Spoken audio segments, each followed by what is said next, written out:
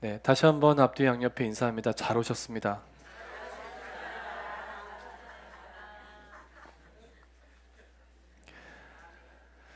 네, 지난 주일에 제가 오늘부터는 사도행전 시리즈 설교를 시작하겠다고 말씀드리긴 했는데 조금 일정을 변경해서 사도행전 시리즈 설교는 부활주일 지나고 나서부터 시작을 하도록 하겠습니다. 부활주일 전에 남아있는 두 번의 사순절 주일은 오늘과 다음 주일인데 요한복음 본문으로 말씀을 나누라는 마음을 주셔서 순종하는 마음으로 여러분과 은혜를 나누려고 합니다. 요즘 주일 오후마다 교육관 예배실에서 여러 교우들과 요한복음을 공부하고 있는데요. 쉽지는 않지만 말씀을 이렇게 알아가는 과정은 참 소중하다는 생각이 듭니다. 요한복음에는 여러분이 알다시피 seven signs, 7개의 표적들이 나옵니다.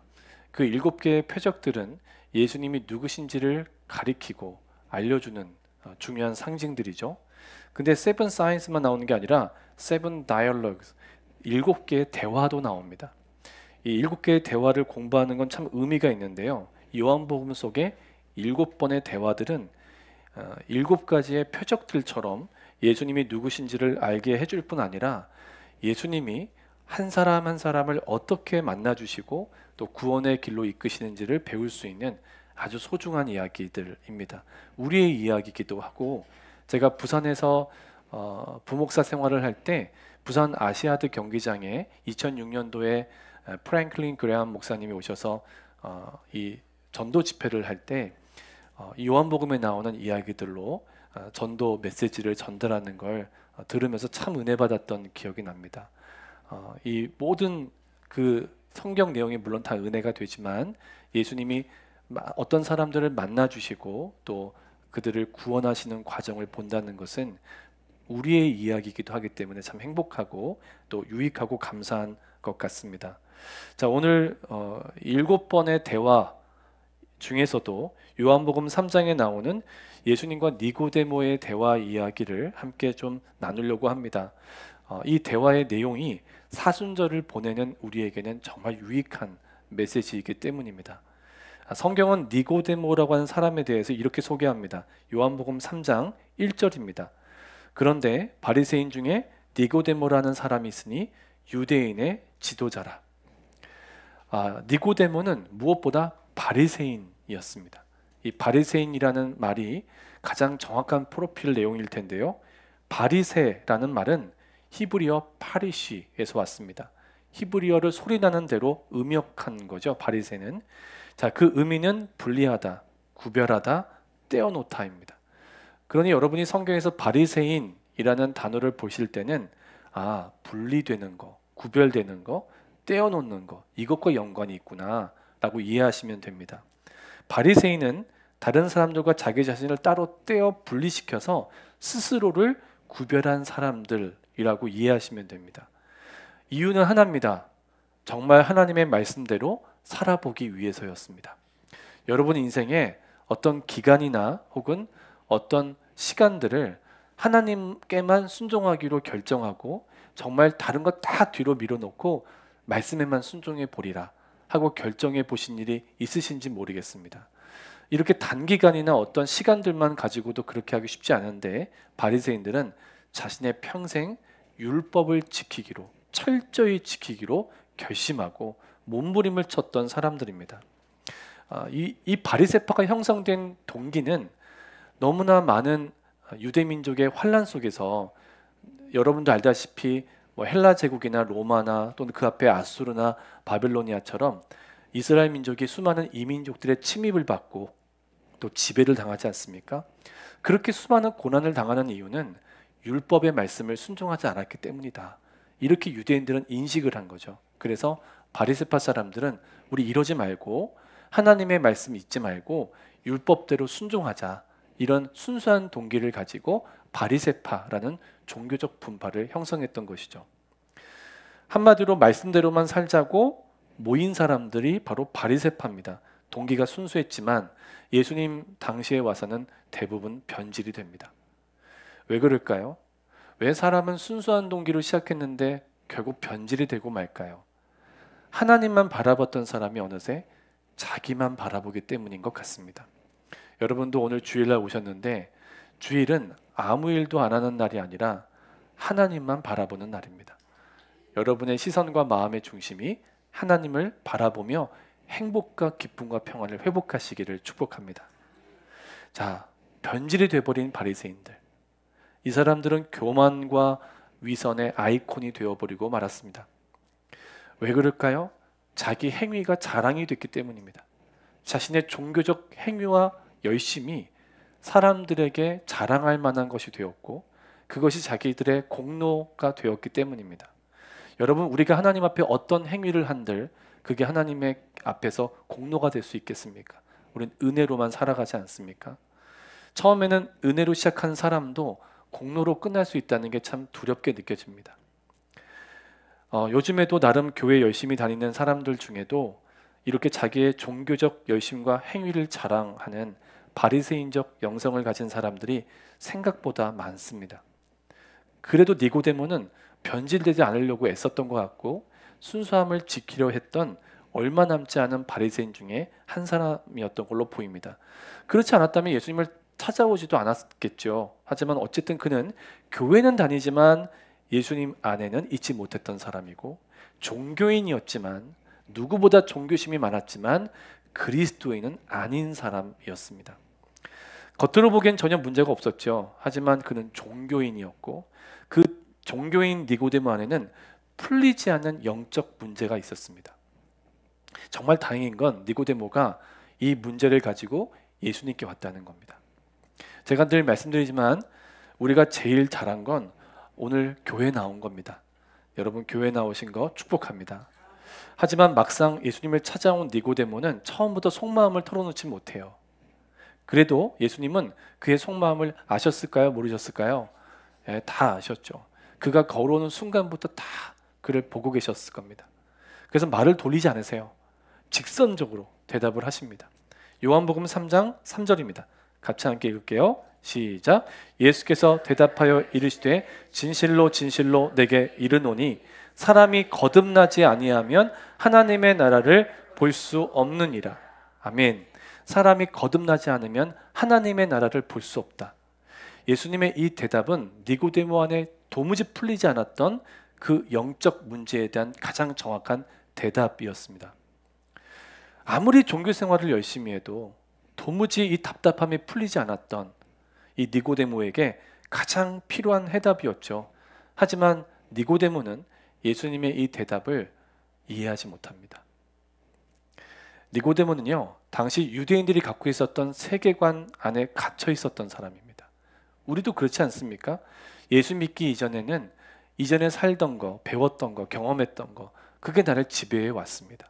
그러니 이전의 세계관과 이전의 가치관을 가지고는 믿음을 갖기도 어렵고 또 믿음 갖고 살기도 어렵습니다. 예수님 방금 뭐라고 하셨죠? 사람이 거듭나지 아니하면 하나님의 나라를 볼 수 없다.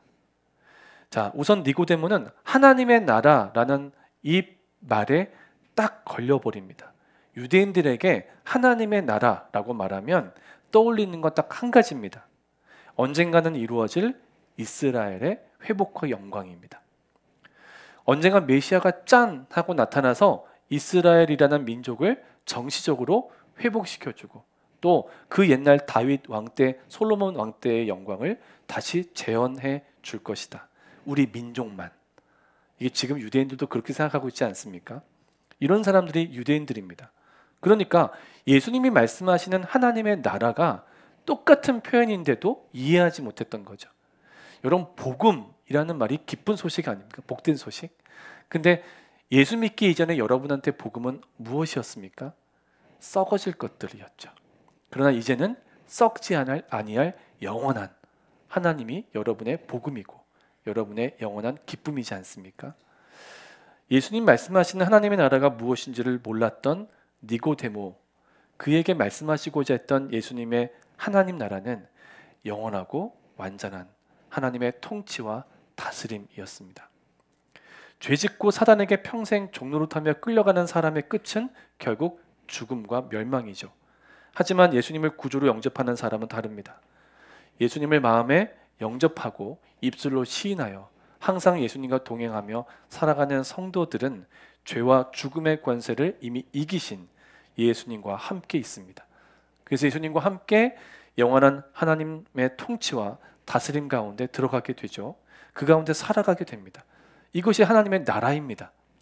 이것이 구원이고 영생이고 축복이고 천국입니다. 결국 예수님은 니고데모가 이전에 갖고 있었던 그 좁디 좁은 이스라엘 유대인 중심의 세계관과 가치관에서 벗어나서 진정한 하나님의 나라를 보기를 원하셨던 거죠. 그런데 하나님의 나라를 보려면, 여러분이 하나님 나라를 볼 수 있으려면, 또 거기에 들어가 살려면, 다시 말하면 예수님을 구주로 영접하려면, 마침내 그래서 하나님의 통치와 다스림을 받는 삶으로 들어가서 그 구원을 누리고 마침내 영생과 천국에 이르려면 반드시 사람은 어떻게 된다 그러는 거예요? 거듭나야 한다. 근데 종교인 니고데모는 거듭난다, 다시 태어난다라는 말도 이해하지 못합니다. 요한복음을 공부하신 분들은 한번 들으셨지만 예수님이 말씀하신 거듭나야 한다라는 이 표현에 나오는 거듭이라는 아노텐 헬라어는 크게 두 가지 의미를 갖습니다. 첫 번째는 again, 다시입니다. 두 번째는 from above, 하늘로부터, 위로부터입니다. 좀 더 근본적으로 말하면 from above는 하나님으로부터입니다. 모든 사람은 엄마로부터 태어나는 첫 출생, 1차 출생만이 아니라 하나님으로부터 다시 한번 태어나는 영적 출생이 반드시 있어야 된다는 거죠.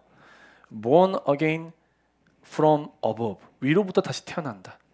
이 말은 우리가 반드시 하나님으로부터 태어나야 한다는 말이고, 다시 말하면 우리가 영적으로 다시 태어나는 이 일은 누가 하는 일이다? 결국 하나님이 하신 일이다. 이런 의미예요. 그래서 하나님이 이 일을 어떻게 이루어 가시는가를 이해하는 게 오늘 본문에서 굉장히 중요합니다. 어떻게 사람이 또 태어납니까? 늙었는데 어떻게 또 아기가 됩니까? 자기 가치관, 자기 세계관에 갇혀서 이게 무슨 의미인지 모르는 니고데모에게 예수님이 인내심을 가지시고 우리에게 대하듯이 대답을 하십니다. 우리 5절인데요. 같이 한번 읽어볼까요? 시작. 예수께서 대답하시되 진실로 진실로 내게 이르노니 사람이 물과 성령으로 나지 아니하면 하나님의 나라에 들어갈 수 없느니라. 여러분 성경이 있으면 밑줄을 꼭 그어 놓으셔야 됩니다. 물과 성령으로. 이 부분에서 가장 핵심이 되는 것은 여기서 예수님이 말씀하신 물, 이게 정확히 뭐냐라는 겁니다. 해석이 다양해요. 제가 여러 가지 자료들을 보거든요. 근데 학자나 목회자에 따라서 물과 성령으로 해서 성령은 명확하게 이해가 되지만 이 물은 뭐냐에 대해서 전통적인 해석과 새로운 해석들이 굉장히 많습니다. 대부분의 복음주의 학자들이나 목회자들은 다양한 해석을 존중합니다. 어느 하나의 해석만 유일하다 이렇게 얘기하지 않는다는 건 이 본문이 그만큼 중요하다는 거죠. 다만 오늘 저는 두 가지만 얘기 드립니다. 첫 번째는 가장 전통적이고 일반적인 해석입니다. 여러분이 아주 옛날부터 교회에서 들어왔을 법한 전통적 해석입니다. 두 번째는 제가 나름 연구를 하면서도 가장 성경적이라고 생각되었던 새로운 해석도 여러분에게 말씀드립니다. 자, 물과 성령으로 해서 이 물이 뭐냐? 전통적이고 일반적인 해석은 물로 받는 세례입니다. 많은 초대 교부들이 그렇게 해석했고 요즘 목회자들도 그렇게 설교하시는 분이 많습니다. 성경 당시로 얘기하면 세례 요한이나 예수님에 의해 이루어졌던 물 세례, 물가에 가서 물에 들어갔다 나오는 그 물 세례 말이죠. 여러분 성경에서 물이 의미하는 것이 세례다, 이게 틀리지 않습니다. 성경에서 물이 의미하는 게 세례인 경우가 있습니다. 하지만 오늘 본문의 물과 성령으로라는 구절에서는 좀 다르게 봐야 합니다. 물이 단순히 세례 예식만을 의미한다면 문제가 발생할 수도 있습니다. 물 세례가 구원의 조건이 된다는 말이 될 수도 있거든요. 여러분 정말 그렇습니까? 물 세례 받지 않으면 구원을 못 받습니까? 예를 들어 구세군 교회에는 세례도 없고 성찬도 없습니다. 그렇다고 다른 교회에서 하는 세례나 성찬식 같은 성례전을 인정하지 않는 것도 아닙니다. 성례전을 인정합니다. 다만 기독교가 너무 리추얼, 이 의식에 너무 치우친다고 생각한 거예요. 이 구세군을 창설했던 이 분은 마음속에 기독교인들이 의식보다는 삶에 더 집중하길 원하는 마음이 있었던 거죠. 그러니 진정한 성례전은 모여서 이렇게 하는 그런 의식보다는 세상에 나아가 살아가는 삶이라고 본 겁니다. 그러니까 구세군이 나가서 그 연말마다 그렇게 이 종치면서 많은 모금을 하고 있지 않습니까? 근데 이렇게 성례전을 행하지 않는 구세군 교회, 세례식이 없는 구세군 교회가 이단이라고 얘기합니까? 아무도 그렇게 얘기 안 합니다. 그럼 거기에 구원이 없습니까? 아니죠. 구세군 교회에도 구원이 있죠. 자, 그렇다고 여러분 지금 속으로 그럼 물로 세례받을 필요 없구나 라고 이해하시면 더 큰일 납니다. 더 이단이 되는 거죠. 물 세례는 구원의 조건은 아닙니다. 물 세례 안 받고도 구원받을 수 있습니다. 하지만 대부분의 교인들은 물 세례를 받죠. 이유가 있습니다. 우리는 교회에 출석하다가 기본적인 믿음이 생겨나면 공개적으로 내 신앙을 고백하고 세례를 받습니다. 아이가 출생하면 출생신고를 하죠. 결혼을 하면 결혼신고를 합니다. 세례는 이렇게 모든 사람 앞에서, 하나님과 교회 앞에서 내가 그리스도인입니다 라는 것을 공적으로 선언하는 의식입니다. 그렇게 저와 여러분이 세례를 받았습니다. 이런 세례는 믿음이 다 자란 온전한 상태에서 받는 것이 아니라 구원받을 믿음, 가장 기본적인 믿음을 확인받고 세례 예식에 참여하는 것입니다. 그래서 건강한 교회는요, 세례 받으면서부터 믿음이 자라가기 시작합니다. 그 사람이 받은 세례가 진짜면. 그래서 세례는 신앙인으로서의 출발, 그리스도인으로서의 출발을 알리는 굉장히 중요한 의식입니다. 하지만 중요한 건 무조건 여러분이 물 세례 받았다고 해서 구원받는 건 아니라는 거죠. 그렇다면 물과 성령으로 해서 이 물이 단순히 세례 예식만을 의미한다고 보기에는 무리가 있습니다. 최소한 적어도 세례받는 그 예식 자체만을 얘기하는 건 아니라는 거죠. 자, 그러면 도대체 이 물이 뭘 의미하는 걸까? 제가 참고한 자료들 중에는 총신대학의 유상섭 박사 책이 있는데, 이분은 요한서신 전문가입니다. 이분이 굉장히 중요한 점을 지적하는데요, 물과 성령이라고 두 단어로 돼 있지 않습니까? 근데 원문으로 보면 이 두 단어 앞에 에크라는 헬라어 전치사가 하나만 붙어 있다는 겁니다. 에크는 무엇으로부터라는 의미거든요. 그러니까 전치사 에크가 두 단어 각각 앞에 써 있지 않고 두 단어 앞에 하나만 써 있다는 거죠. 물로부터, 그리고 성령으로부터 이렇게 써 있지 않고 물과 성령으로부터 라고 써 있다는 건 하나로 볼 수 있다는 겁니다. 이것은 물과 성령으로라는 단어가 실제로는 한 가지의 의미를 담고 있기 때문이다라고 볼 수 있는 거예요. 실제로 뒤로 가면 요한은 물과 성령으로라는 표현을 더 이상 쓰지 않고 액투 푸니마토스, 성령으로라는 단어만 사용합니다. 그러니까 예수님은 이 물이란 단어를 다른 의미로 사용하신 게 아니라 성령을 가리키는 표현으로 사용하신 것이다라고 보는 게 유상석 박사의 해석입니다. 이 해석이 의미가 있는 이유가 있습니다. 왜냐하면 사람의 거듭남은, 사람이 영적으로 다시 태어나는 건 전적으로 성령님이 하시는 일이기 때문에 그렇습니다. 저는 이 말에 동의를 합니다. 하지만 그래도 풀리지 않았던 한 가지 의문이 있었는데요. 그러면 그냥 성령으로라고 하시면 되지 왜 굳이 물이라는 표현을 썼을까 하는 거죠. 그냥 성령으로 거듭나야 한다라고 해도 의미상 문제가 없어요. 근데 물과 성령으로라고 썼단 말이죠. 자, 이 부분에 대해서 저한테 정말 중요한 힌트를 준 분이 있었는데, 성경을 해석하는 데 있어서 가장 중요한 건 성경 전체를 보는 안목입니다. 우리가 성경을 읽어나갈 때 초보자로서는 그냥 문장 하나만, 단어 하나만 보고 묵상할 때가 있지만, 성경을 제대로 이해하려면 그 문맥과 흐름, 그 문서의 목적, 이런 다양한 접근 방식들을 이해하고 있는 게 굉장히 큰 도움이 됩니다. 그래서 여러분 평생 성경을 공부하시는 자리에 계셔야 됩니다. 아멘이 안 나오네요. 네, 반드시 계셔야 됩니다. 근데 이 전체 성경의 맥과 흐름을 알고 그 부분에 기록된 성경의 구절들을 해석하는 건 굉장히 중요한 일인데, 이런 의미에서 이 부분을 제대로 이해할 수 있는 단서를 보여준 분이 아더 핑크라는 청교도 전통에 서 계셨던 목사님입니다.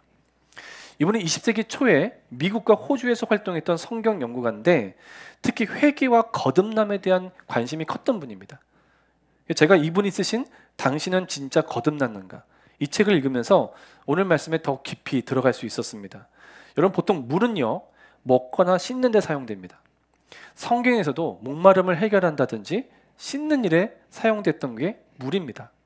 근데 이 물과 성령으로 해서 물의 의미를 밝혀낼 때도 학자들이나 목회자들의 의견이 다양하지만, 서로 다르긴 하지만 동일한 점이 있습니다. 육체로 태어난 상태에서는 구원받을 수 없는 사람을 영적으로 씻어내고 새롭게 한다는 의미라는 겁니다. 그러니까 사람 안에 진정한 내적인 변화가 일어난다라는 점에서 모든 해석은 동일한 방향을 갖고 있습니다.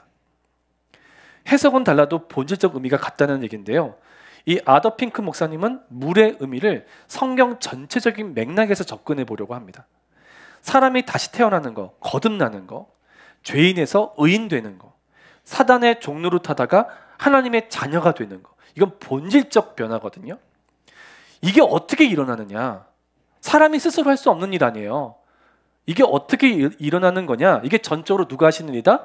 성령이 하시는 일이다. 근데 도대체 성령이 어떻게 하실 때 이 다시 태어남이 일어나는 거냐? 이게 핵심이란 말입니다. 성령이 어떻게 일하시느냐는 거죠. 아더 핑크 목사님은 자신의 책을 통해 신구약 전체에서 인용하는 세 가지 성경 구절을 제시합니다. 먼저 시편 119편 9절인데요. 같이 한번 읽어볼까요? 자, 시작. 청년이 무엇으로 그의 행실을 깨끗하게 하리이까? 주의 말씀만 지킬 따름이니이다. 아멘. 요한복음 15장 3절입니다. 시작. 너희는 내가 일러준 말로 이미 깨끗하였으니. 자, 마지막으로 에베소서 5장 26절을 읽겠습니다. 시작. 이는 곧 물로 씻어 말씀으로 깨끗하게 하사 거룩하게 하시고. 자, 여러분, 세 구절이 공통적으로 말하고 있는 것이 있죠. 우리를 깨끗하게 하는 물이 뭐다? 말씀이라는 거죠. 결정적으로 베드로전서 1장 23절 말씀을 같이 읽겠습니다. 자, 시작. 너희가 거듭난 것은 썩어질 씨로 된 것이 아니요 썩지 아니할 씨로 된 것이니 살아있고 항상 있는 하나님의 말씀으로 되었느니라. 아멘이죠. 너희가 거듭난 것은, 너희가 다시 태어난 것은, 영적으로 다시 한번 출생했던 것은 하나님의 말씀으로 말미암음이다. 자, 이렇게 얘기하고 있어요. 여러분 잘 보세요. 성경 전체를 통해 오늘 본문의 핵심 표현, 물과 성령으로 라는 말을 해석해 볼 때 가장 중요한 메시지가 나옵니다. 성령께서 말씀을 통해 역사하는 순간 구원이 일어난다는 겁니다. 내가 진짜 믿음 있는 사람인가? 내가 정말 영적으로 태어난 사람인가? 이걸 알아보려면 여러분이 어떤 영적 체험이 있었느냐 보다는 하나님의 말씀이 믿어지느냐, 이걸로 확인해 보셔야 합니다.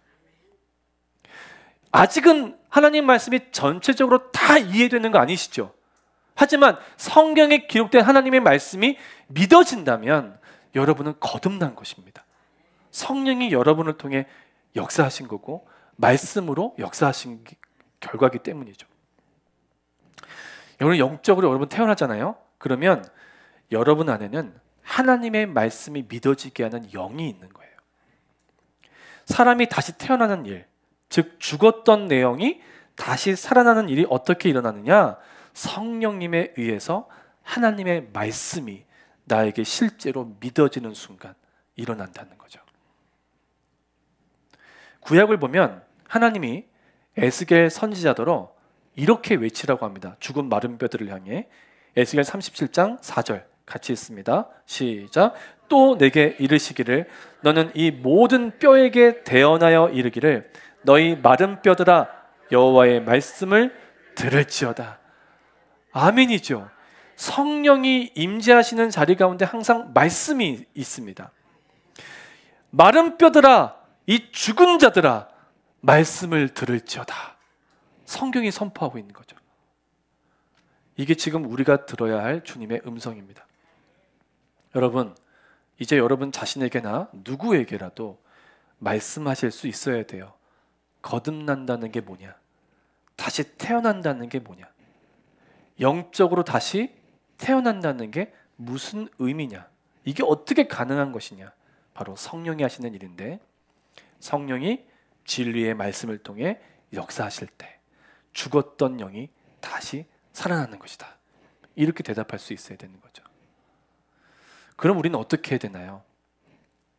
여러분 중에는 솔직히 아직 거듭난다는 게 뭔지도 모르겠고, 솔직히 하나님 말씀이 성경이 그대로 믿어지지도 않는다, 이런 분이 계실 수 있습니다. 하지만 제가 한 가지만 또 말씀드릴게요. 여러분이 아직 분명한 믿음이 없는데도 교회에 와 있는 것 자체가 놀라운 기적입니다. 최고의 은혜입니다. 니고데모가 예수님을 찾아온 것처럼요. 야, 나는 믿음도 없는데 왜 교회에 나오냐? 생각 바꾸셔야 돼요. 믿음이 없으니까 나오죠. 물론 믿음 있는 사람들이 그 믿음을 성장시키는 곳이 교회이기도 해요. 그러나 믿음이 없는 사람에게 문이 열려 있어야 되는 곳이 교회이기도 하죠. 믿음이 없으면 오라는 거죠. 와서 보라는 거죠. 들어보라는 거죠. 믿음이 부족하고 없으니까 교회에 와 있는 거 아닙니까?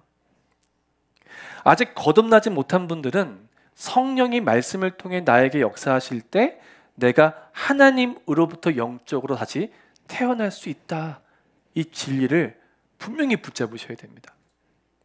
그리고 성령이 말씀을 통해 역사하시는 자리에 자꾸 가야 합니다. 여러분 생각해 보면 한국에 80년대 90년대 한국교회가 이제 막 부흥할 때 수련회도 많았고요, 집회도 그렇게 많았어요. 사경회 하면요, 옛날에 여러분 조선 초기에 사경회 열면 그 흰옷 입은 조선인들이요 복음서를 외워서 왔대잖아요. 외워서 와서 기도하는데 어떻게 성령의 역사를 경험하지 않을 수 있냐고요. 그러니까 그만큼 성령의 말씀을 통해 역사하시는 자리가 꽤 많았고, 그런 자리로 자꾸 사람들을 데려와서 앉히려고 하는 열심들이 있었다는 거죠. 한국교회 교인들의 열심이 그와 같이 쓰임 받은 거예요. 근데 이게 시간이 지나면서 열심만 남았네. 열심히 종교적 행위만 하는데 마음을 쓰기 시작한 거예요. 그러니 그게 자기 자랑이 되고 의가 돼버리고 만 거예요. 그래서 이렇게 한국교회에 바리새인적 영성을 가진 사람들이 저를 포함해서 많아지게 된 거죠. 여러분, 성령이 말씀을 통해 역사하는 교회를 찾아서 그런 교회를 다니셔야지, 그냥 내가 다니기 편한 자리에 있으려고 다니기 편한 교회 찾으시면 안 됩니다. 저는 우리 교회가 때로는 말씀 때문에 여러분을 불편하게 했으면 좋겠고, 여러분이 그 말씀 앞에 서는데 스트러글링 하는 그 과정을 함께하는 교회가 됐으면 좋겠습니다. 여러분, 이 말씀을 여기에서 듣게 하신 데도 이유가 있는 줄 믿습니다. 여러분 반드시 다시 태어날 거예요. 여러분 중에는 나 거듭났어, 나 다시 태어났어, 이걸 확신하는 분들도 있을 겁니다. 그렇다면 더욱더 성령이 말씀을 통해 여러분에게 지속적으로 역사하실 수 있도록 여러분은 몸과 마음을 하나님 앞에 갖다 놔야 합니다. 거듭난 사람, 즉 영이 다시 태어난 사람도 말씀과 성령으로부터 멀어지면 그 영이 어두워집니다. 꺼져가는 촛불 같습니다. 유난히 영적으로 힘이 들고 무기력해진다면 여러분들은 엉뚱한 데 있는 것이고 엉뚱한 걸 찾고 있는 것이죠. 사랑하는 여러분, 말씀과 성령을 계속 구하시길 바랍니다. 어떻게 보면 거듭나는 것보다 거듭난 이후에 살아가는 삶이 더 치열하고 어려워 보입니다. 계속 빛으로 나아가야 되거든요. 여러분이 믿음을 갖고 살면 무엇이 어둠인지가 분별이 되기 시작해요. 여러분의 옛사람은, 저의 옛사람은 자꾸 어둠으로 다시 돌아가려고 한다고요. 그러나 우리가 어떤 방향으로 나아가야 합니까? 빛 대신 하나님께 계속 나아가야 마땅하지 않습니까? 내게 주신 자유의지라는 은혜의 도구를 가지고 적극적으로 하나님께 내 몸과 마음을 내어드려야 한다는 것이죠. 안병옥 교수라는 분이 있는데요, 이분은 2013년에 93세의 일기로 이미 우리 곁을 떠나신 분이에요.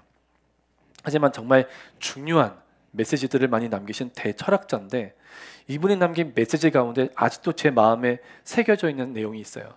사람에게는 세 가지 탄생이 있다. 첫 번째는 육적인 탄생, 두 번째는 영적인 탄생, 마지막으로 사명의 탄생. 하나님은 인간을 창조하시고 반드시 구원하신 이후에 그에게 살아갈 이유, 해야 할 일을 주신다는 거죠. 그걸 제대로 찾는 게 사명의 탄생입니다. 내가 왜 사는지, 뭘 하며 사는 사람인지 이걸 찾는 것이 인생의 세 번째 탄생이라는 것이죠. 여러분, 거듭난 사람에게는, 다시 태어난 사람에게는 다시 태어난 이후에 다시 태어난 사람답게 살아가야 할 사명이 있어요. 저는 거듭난 모든 신자에게는 이런 사명이 있다고 믿어요. 내 자유의지를 사용해서 내 몸과 마음을 다 하나님께 계속 내어드리는 이 일이 너무 필요한 거죠. 여러분, 어떤 고백을 해야 되냐면, 하나님, 저는 하나님 것입니다. 하나님, 저를 마음껏 사용해 주십시오. 이 고백을 드리는 게 중요하다는 거죠. 거듭나는 것도 중요하고, 거듭난 이후에 내 몸과 마음을 지속적으로 내 자유의지를 이용하여 하나님께 매일 내어드리며 사는 것도 너무나 중요합니다. 여러분, 다시 태어나셔야 합니다. 그리고 다시 태어난 사람답게 사셔야 돼요. 반드시 다시 태어나야 한다. 남은 사순절 기간 동안 이 설교 제목을 기억하시길 바랍니다. 우리를 다시 태어나게 하시려고 십자가에 지신 거거든요. 다시 예수님을 십자가에 못 박는 그런 사람이 되지 않고 예수님과 함께 새로운 탄생으로 나아가 다시 태어난 사람의 삶을, 사명을 발견한 자의 모습으로 살아갈 수 있는 저와 여러분 되기를 축복합니다. 우리 같이 찬송 부릅니다. 우리 함께 찬송 부를 때 우리 보좌 앞에 모였네 찬송 부르고 우리 성찬을 받도록 하겠습니다.